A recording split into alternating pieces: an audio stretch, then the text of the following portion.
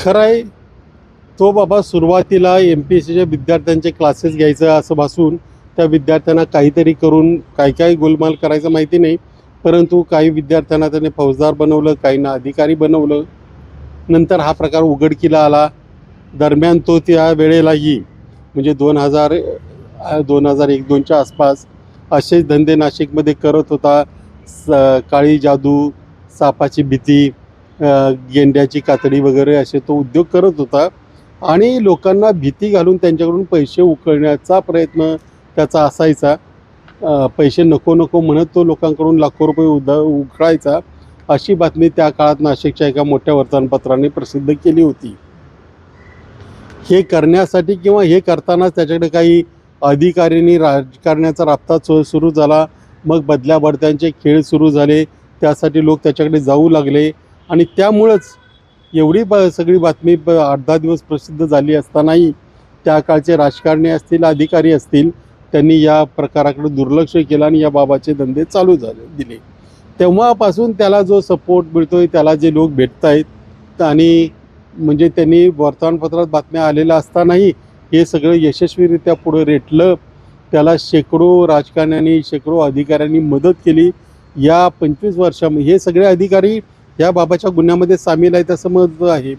या सगळ्या काळामध्ये त्याने किती महिलांचं शोषण केलं असेल, किती लोकांना लुटलं असेल, किती लोकांवर अत्याचार केला असेल, याचा विचार सगळ्यांनी केला पाहिजे. त्यांनी त्या काळात हे रोपटं त्याच वेळेला उपटून काढलं असतं तर याचा हा वटवृक्ष झाला नसता आणि या महिलांची इज्जत वाटली असती, लोकांची फसवणूक होणं टळलं असतं आणि एक महाराष्ट्राचा जो आता पुरोगामी म्हणणाऱ्याचे पूर्ण वाट लागलेली आहे ती थांबली असते आणि महाराष्ट्र जसा एक पुरोगामी राज्य राहिलं असतं. परंतु या सगळ्या राजकारणी आणि अधिकाऱ्यांच्या शंढपणामुळं, त्यांच्या स्वार्थीपणामुळं तो बाबा फोपावला. या लोकांनी त्याचं उदात्तीकरण केलं. त्याच्यामुळे जेवढे त्याच्या म्हणूनच मी म्हणतो की हा सगळा बाबा आहे तो कदाचित सरकार पुरस्कृत, कारण सरकारमधले अधिकारी मंत्री त्याच्या सेवेशी असायचे, तो सरकार पुरस्कृत आहे की काय अशी मला शंका वाटायची. ती आता खरी होताना दिसते.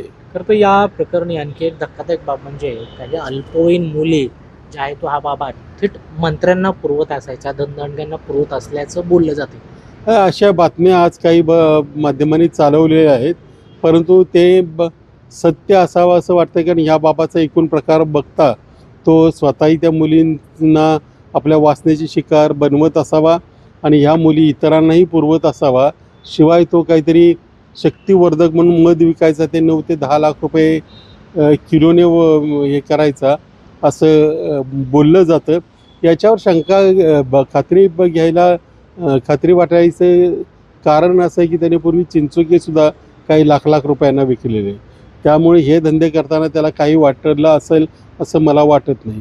त्यामुळेच आता प्रकरणाचं गांभीर्य आणखी वाढलेलं आहे आणि मुख्यमंत्र्यांना आता जास्त सिरियसली याच्यामध्ये बघावं लागेल. शिक्षण मंत्री आहेत आपले दीपक केसरकर, त्यांनी एक खुलासा दिलाय. त्यांना नेमकं म्हणायचं काय होतं? त्यांना म्हणायचं काय माहिती नाही, पण तो त्यांनी खुलासा जो दिलाय तो शिक्षण मंत्री पदाला शोभणारा नाही. त्यांनी जो व्हिडिओ प्रसिद्ध केला या बाबाशी संबंधांबाबत, त्याच्यावर त्यांनी असं म्हटलं की संबंध होते, मी त्यांच्या नातेवाईकांच्या लग्नाला वगैरे गेलो होतो, परंतु या बाबाचं ॲस्ट्रॉनॉमीचा अभ्यास चांगला असल्यामुळे लोक त्यांच्याकडे ज्योतिष बघायला जात असत असं त्यांनी म्हटलं आहे. आता ते शिक्षण मंत्री आहेत, त्यांना ॲस्ट्रॉनॉमी आणि ॲस्ट्रॉलॉजीमधला फरक कळायला हवा होता, परंतु कळलेला दिसत नाही आहे तो. आता त्यांनी मंत्रिपदावर राहायचं की नाही याचा विचार आता ठेवायचं की नाही विचार आता मुख्यमंत्र्यांनी करायचा आहे. कारण जर असे शिक्षण मंत्री असतील, भोंदूबाबाच्या नादाला लागणारे, ॲस्ट्रॉनॉमीचा अर्थ न समजणारे, तर ते महाराष्ट्राचं दुर्दैव आहे. चाकणकर आणि सुनील तटकरे यांच्या समर्थकाकडून एक खुलासा आलाय की त्यांचं जे बोट आहे, जी अनामिकाला जखम झालेली आहे, ती कारच्या दरवाजामध्ये गेल्यामुळं आणि सापडल्यामुळे झाल्याचं बोललं जातं. योगायोग आहे दोघांचा? काय माहिती, योगायोग नाही, कदाचित ते सगळेच भांबावलेले आहेत.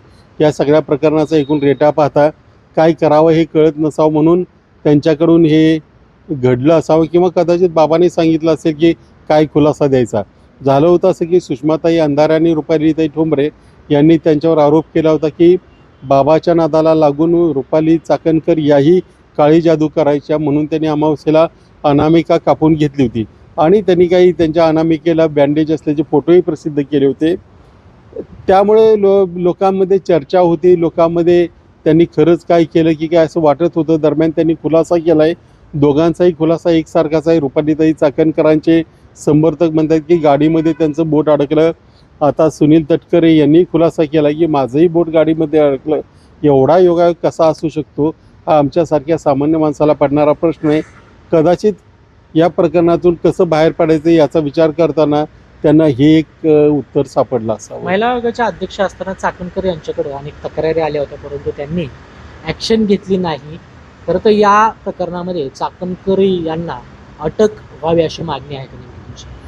त्यांच्यावर गुन्हा दाखल झाला पाहिजे हे मी अनेक वेळा म्हटलेलं आहे. कारण बाकीचं सोडा, परंतु गेल्या वर्ष दीड वर्षापासून त्यांना हा सगळा म्हणजे आधीपासून माहिती होताच, परंतु त्यांच्या समाधानासाठी माहिती नव्हता असं समजू आपण. परंतु गेले वर्ष दीड वर्ष त्यांना हा प्रकार माहिती होता. त्यांनी त्याकडे दुर्लक्ष केलं आणि त्या बाबाचं उदात्तीकरणही केलं.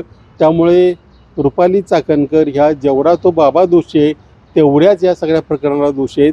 त्याच्यामुळे त्यांच्यावर गुन्हा दाखल करून त्यांना अटक झाली पाहिजे.